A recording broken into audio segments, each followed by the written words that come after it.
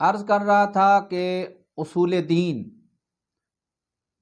تین اصول دین، توحید، نبوت اور قیامت، ان پر ایمان لانا واجب اور ضروری ہے،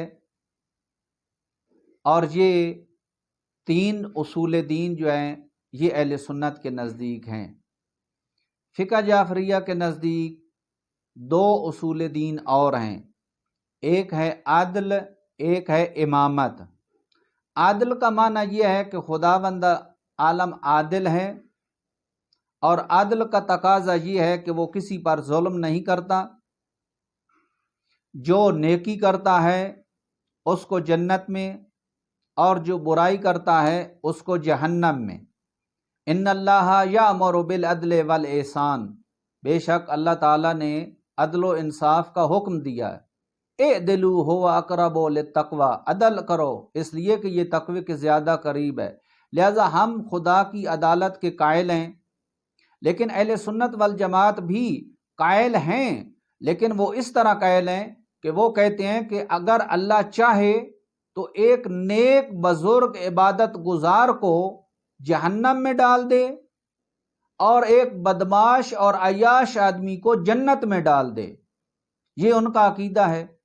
تو ہم کہتے ہیں کہ دیکھیے، اللہ نے جب ہمیں بھی عدل کا حکم دیا ہے تو خود سب سے بڑا عادل ہے، لہذا وہ انسان کے کردار کے مطابق فیصلہ کرتا ہے۔ اچھے لوگوں کے لیے جنت ہے اور برے لوگوں کے لیے کیا ہے؟ دوزخ ہے۔ اور اس کے بعد ایک مانتے ہیں امامت۔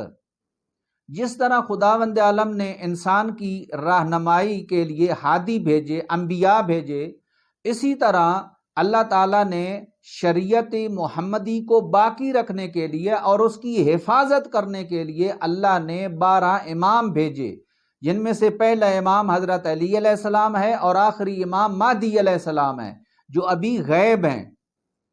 تو ان پر بھی ایمان لے آنا اصول دین کا حصہ ہے، البتہ فقہ جعفریہ کے نزدیک۔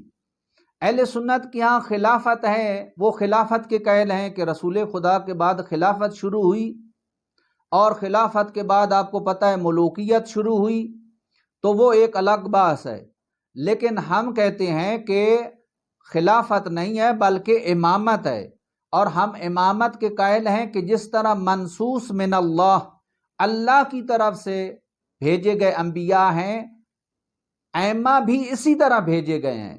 اور اس پر بہترین دلیل جو ہے وہ غدیر کا واقعہ ہے کہ غدیر کے دن حضرت علی کو ولایت ملی، اور اس کے علاوہ انما یرید اللہ لیذھب عنکم الرجس اہل البیت ویطہرکم تطہیرا، اور اسی طرح بہت سی مباہلہ کی آیات۔ یہ فضیلت ہے اہل بیت کے بارے میں اور ائمہ کے بارے میں۔ تو اہل فقہ جعفریہ کا یہ عقیدہ ہے کہ جس طرح انبیاء معصوم ہوتے ہیں، ہمارے ائمہ بھی معصوم ہیں۔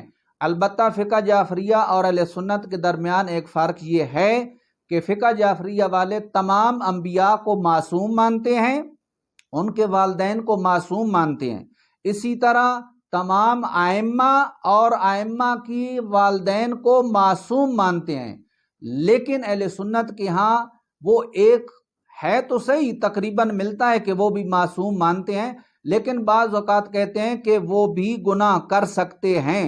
مختلف نظریات ہیں، بعض کہتے ہیں نبوت ملنے سے پہلے گناہان صغیرہ کر سکتے ہیں، مختلف ہے اس کے بعد گناہ نہیں کر سکتے۔